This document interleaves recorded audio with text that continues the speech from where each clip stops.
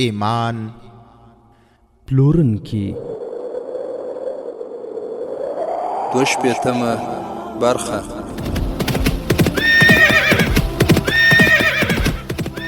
د سلطان صلاح الدین ایوبی رحمه الله د دوران رښتینی کیسې. صلاح الدین پر دغه مکارا پیدا کړه، ته یو بل صلاح الدین پر دغه مکارا پیدا کړه. الحمد لله وكفى والصلاة والسلام على رسوله المصطفى. اما بعد. محترم مسلمانانو ورونو، په تیره برخه کې موږ تاسو واوریدل چې سلطان صلاح د علي بن سفیان د معاون زاهدان جاسوسان لکرک څخه راغلي ول او د هغه ځای د مسلمانانو په اړه یې سلطان صلاح الدین ایوبی رحمه الله ته حالات بیانول. او د تیری برخه په پای کې موږ تاسو واوریدل چې هغه مأمور وویل چې کله د مسلمانانو په مسجدونو کې اذان کیږي نو نامسلمان وګړي شور او غوغا جوړوي، نڅاګانې او خنداګانې کوي. ورونو، د استخباراتو مامورینو وویل چې د مسلمانانو د اسلامي احساس د وژلو لپاره هلته داسې اوازې خپرې سوي دي سلطان صلاح الدین ایوبي سخت ټپي سوی او دمشق ته تللی دی.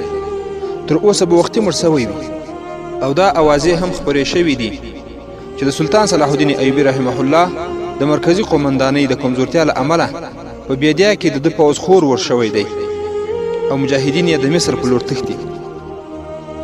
او هغه مامور پسې وویل چې په کرک کې دا افواهات هم خپاره سوي دي چې مسلمانان اوس په کرک د حملې لپاره توان او قدرت نه لري او ډیر زر به صلیبي سپاهیان شعبه کلا هم بیرته ونیسي. او دا هم ویل کېږي سودانیان په مصر باندې حمله کړې ده او مصري فوج له سودانیانو سره یو ځای سوی دی. خبر راوړونکو دا هم وویل چې اوس سهار وختي صلیبي پادریان د مسلمانانو کورونو ته ورځي او د هر مسلمان د کور مخې ته ناقوس غږوي، خپل مذهبي سندرې وایي، هغوی ته د خپل مذهب بلنه ورکوي. دا کار اوس هلته عیسوي او یهودي نجونې کوي.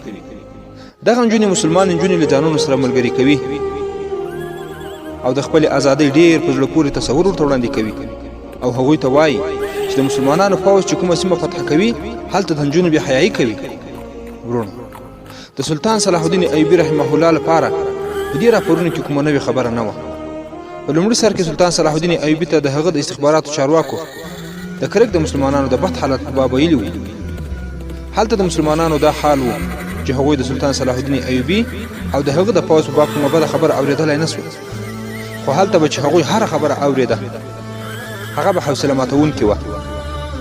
هغوی له ویرې څخه خبرې نه کولې، د هغوی د کورونو دیوالونه هم غوږونه لرل، له یو ځای ناستې هم ویرېدل، له جنازې سره به هم جاسوسان روان او په جوماتونو کې هم جاسوسان.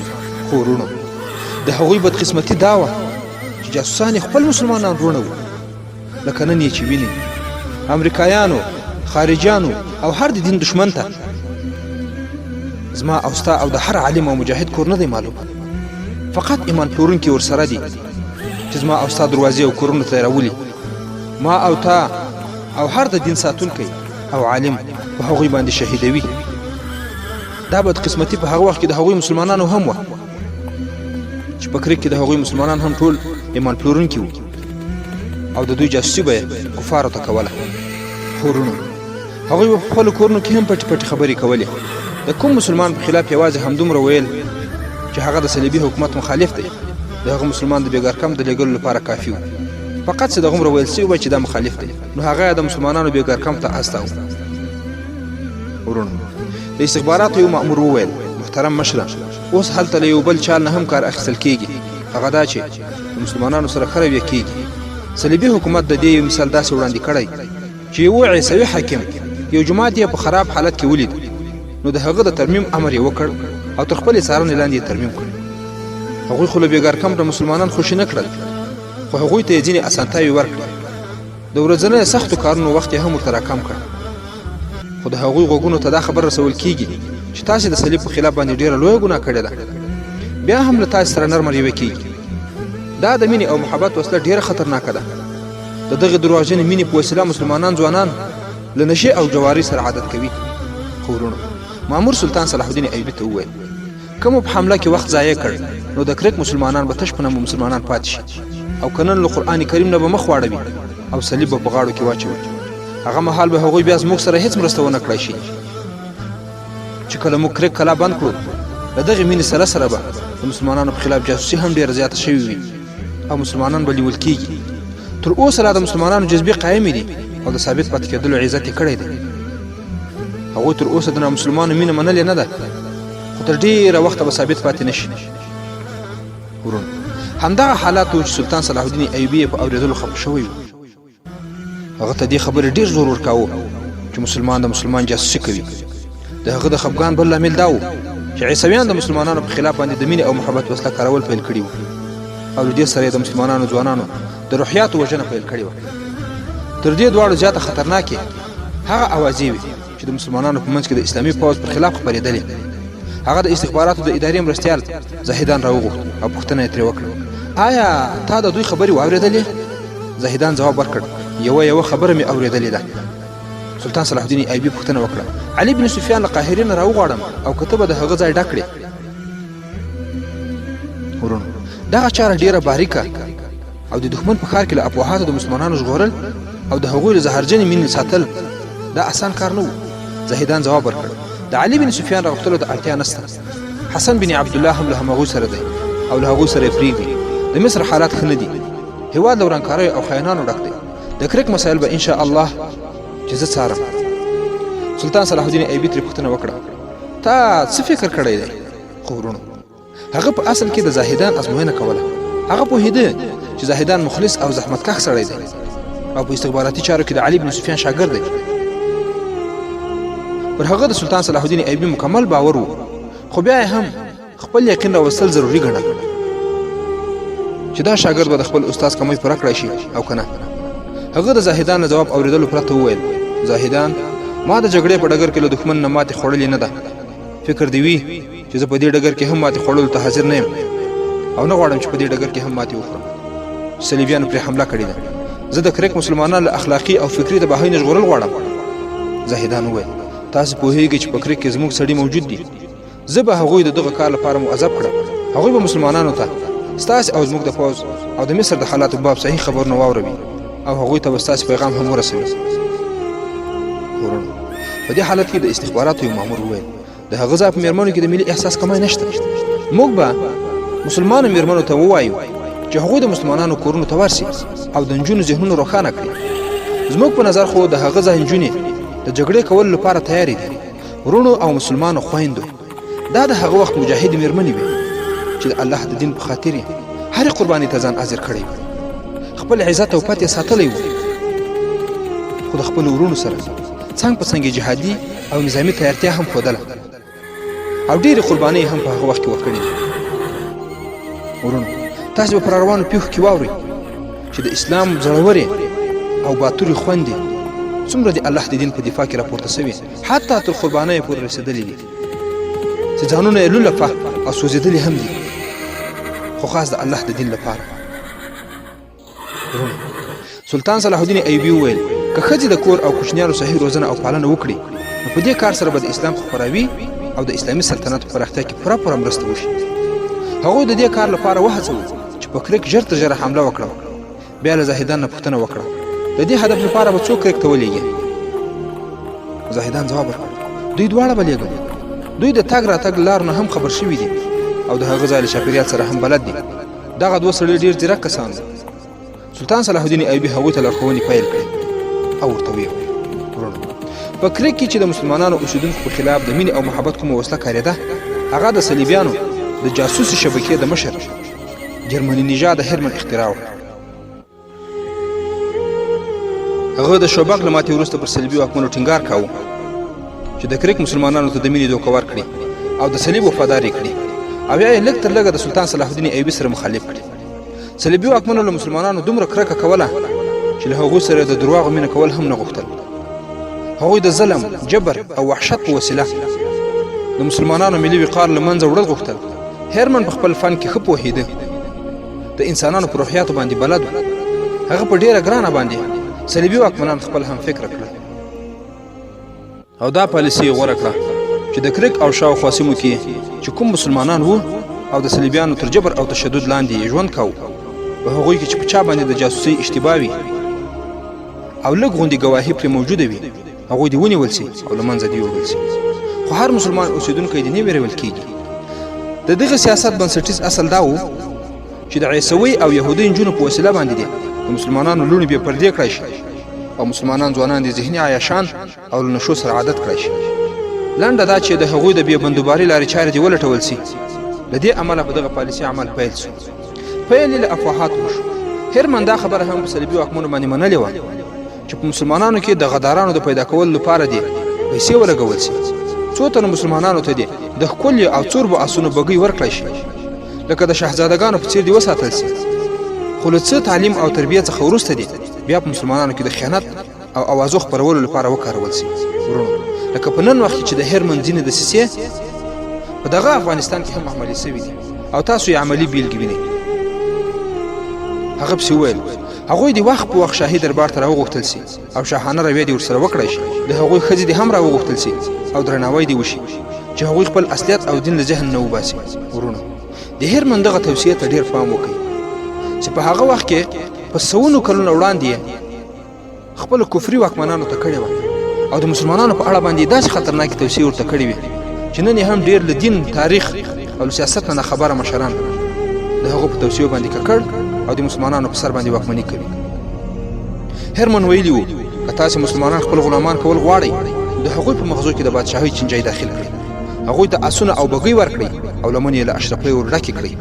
بیا به هغوی د پادشاهۍ په نشه کې ستاسې اشارو ته ګډېږي، شراب به هم څکي او خپلې لوڼې به په خپلو لاسونو لوڅې او تاسې ته به یې در وسپاري. که تاسې د مسلمانانو آینده تیاره کول غواړئ نو دغه نسخه وازموئ. ما تاسې ته د مخه هم ویلي او بیا هم وایم چې یهودیانو د مسلمانانو د اخلاقي ګډوډۍ لپاره خپلې لوڼې وړاندې کړي دي. تاسې پوهیږئ چې د مسلمانانو تر ټولو ستر او پخواني دښمنان یهودان دي. ورونو دغه خبره د هرمن هغه پسې وویل تاسې پوهیږئ چې د مسلمانانو تر ټولو ستر او پخواني دښمنان یهودان دي. د اسلام د جرړو ویستلو لپاره یهودان د خپلو لوڼو پت او د خپلې شتمنۍ اخري پیسو لګولو ته هم تیار دي. خو ورونو په یهودانو کې دا خطره وه چې هغوی د همدې سیمې اوسېدونکي وو. هغوی د مسلمانانو په ژبه هم پوهېدل، د هغوی له دود او دستور نه خبر وو، د هغوی شکلونه او نور کوائف یو بل ته ورته وو. کومې یهودي نجلۍ به چې د مسلمانانو جامې واغوستې او د مسلمانانو کور ته به ورغله نو له کوم شک او ګمان پرته به مسلمانه ګڼل کېده. له دغه مشابهت او ورتوالي نه یهودانو پوره ګټه اخیسته او په اسلامي ټولنه کې غیر اسلامي زهر داخلېدل پیل شوي وو. په کومه ورځ چې سلطان صلاح الدین ایوبي 2 تنه خبر راوړونکو ته لارښوونه وکړه او زاهدان ته یې ویلي وو چې هغه دې په کرک کې مسلمانانو ته صحیح خبرونه ورسوي. خو ورونو په دې حساسو حالاتو کې به اوس راسو. په کرک کې یوې عجیبې له پند او عبرت او درسونو څخه ډکې کیسې ده چې په دې کیسه کې به تاسو ته معلومه سي چې په هغه وخت هم څومره مجاهدې خویندې او میندې موجودې وې چې د اسلام نه د خپل سر په ځارولو باندې دفاع کوله او خپل بچي په اسلامي او جهادي روحیه باندې روزل. تاسو د هغوی تاریخ خپل خويندو او مندو ته واوروئ چې خپل اولادونه د سلطان صلاح الدین ایوبي رحمه الله په روحیه او قدم باندې وروزي او خپل هم د ضرورت په وخت کې د الله د دین دفاع وکړي.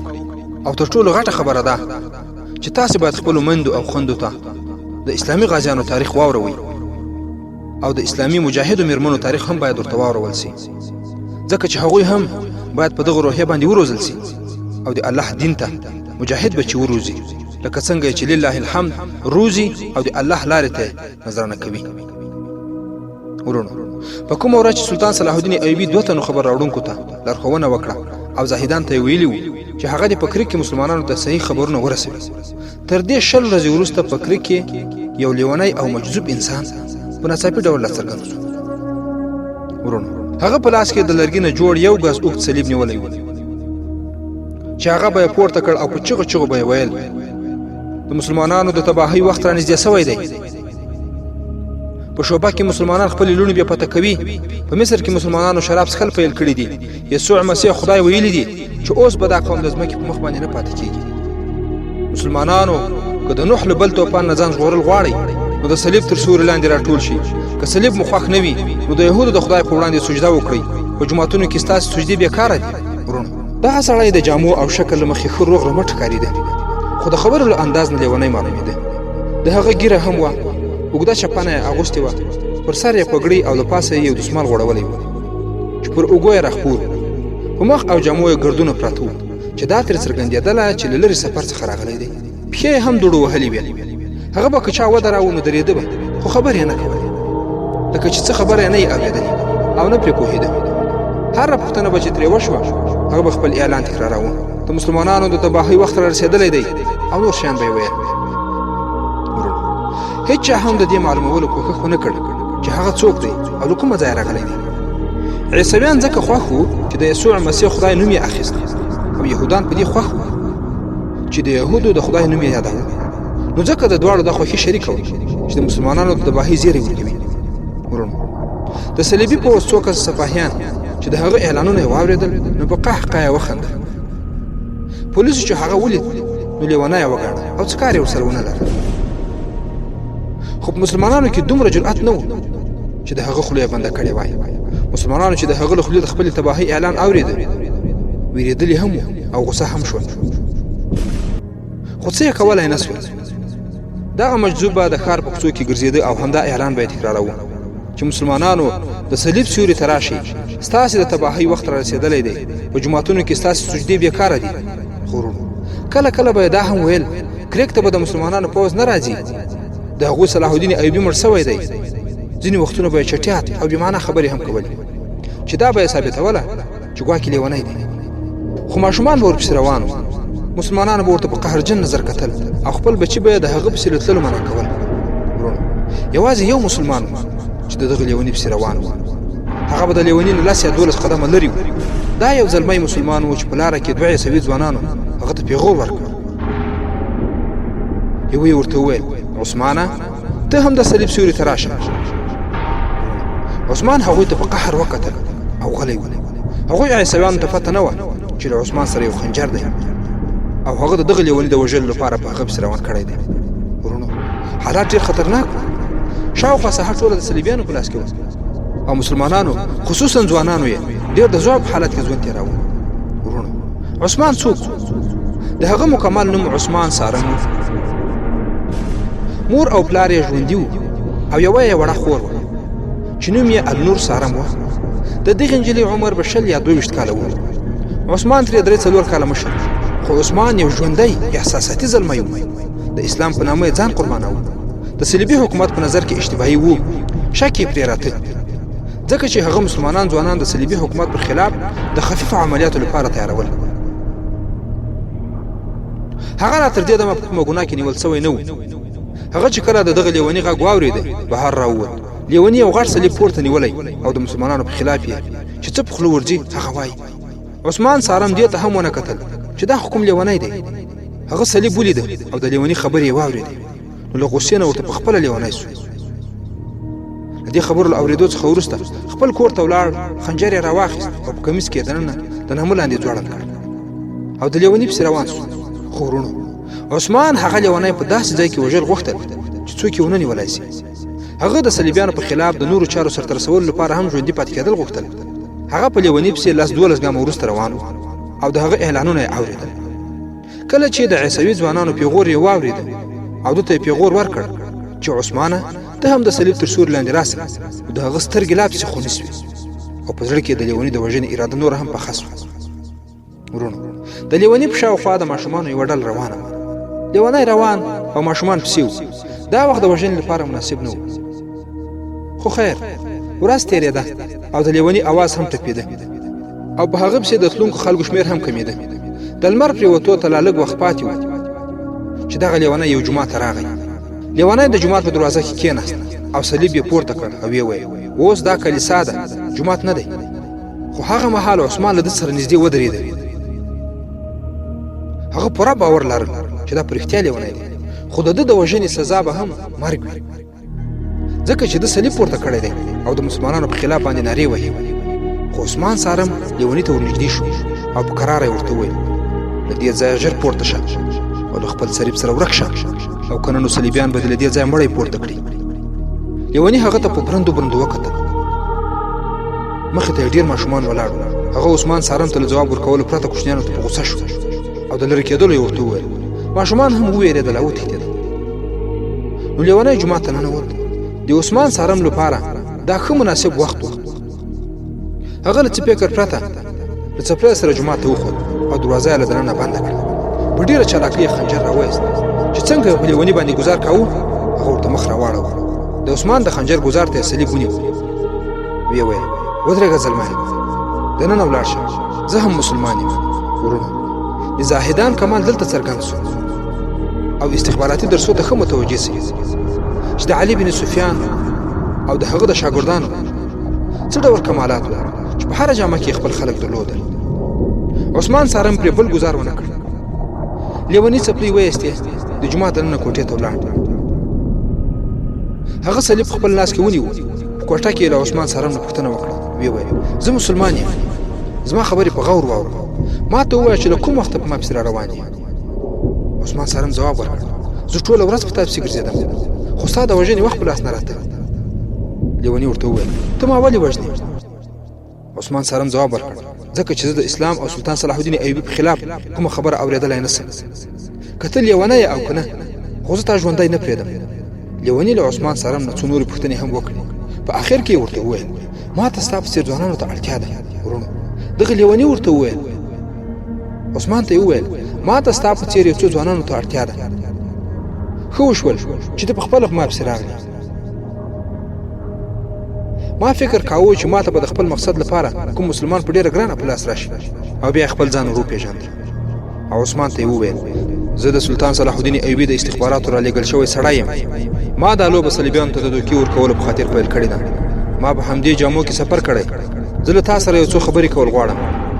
او یاد ساته که جومات ته کوم صلیبی راغی، زه بیا هماغه چټیات وایم چې ټوله ورځ مې ویلي دي.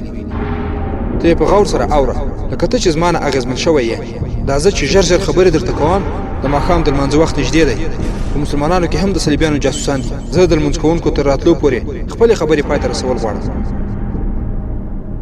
خو ورونو، عثمان سارم هېڅکله جاسوس لیدلی نه. هغه ته دا پته نه وه چې دا ډېر ځیرک جاسوس دی، چې له هغه نه یې څو پوښتنې وکړې او یې پېژانده چې دا یو باوري ځوان دی. جاسوس ورته وویل د خپل ځان په څېر څو تنه ځوانان راټول کړه او یو څو مسلمان نجونې هم تیارې کړه. تاسې باید هر کور ته دا پیغام ورسوئ صلاح الدین ایوبي ژوندی دی او هغه له دې ځایه یوازې د نیمې ورځې مزل په واټن لرې دی. د هغه ټول پوځ نه یوازې دا چې په کرک باندې د حملې لپاره تیار دی، لا چې د هغه پوځ صلیبي لښکر یې پوځې ته راوستي دي. په مصر کې حالات آرام دي. هلته چې صلیبیانو کومه ورانکاري پیل کړې وه، هغه بیخي له منځه وړل سوې ده. دغه لیوني دا خبرې عثمان ته وکړې.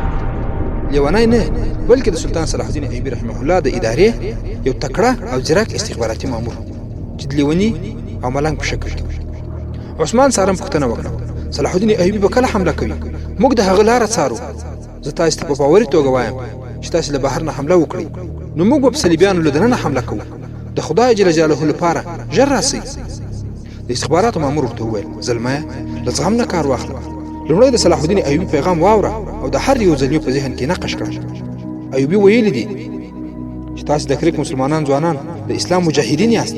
ما لومړی جنگ په وړکتوب کې د کلابندۍ په حال کې کړی و. د پوځ قومنداني زما د تره په لاس کې وه. هغه ما ته وویل چې په کلابندۍ کې مه ویرېږه. که ته په دې عمر کې وویرېدې نو ټول عمر دې په ویره او ډار کې تېرېږي. که د اسلام د بیرغ پورته کوونکي جوړېدل غواړې، نو دا بیرغ همدا اوس پورته کړه. د دښمن دیوالونه مات او ځان ترې راوباسه. بیا راوګرځه او پر دښمن ناڅاپي حمله وکړه. زه ونه ډار شوم. په 3 میاشتې کلابندۍ کې مو لږه هم تېره کړه، خو موږ محاصره ماته کړه او ترې راووتو. او چې په کومو خوړو مو ځانونه ماړه کړل، هغه مو له دښمن څخه نیولي وو. د کلابندۍ په وخت کې چې زموږ کوم اسونه لولږې مړه شول، د هغه کمۍ مو د دښمن له اسونو نه پوره کړه.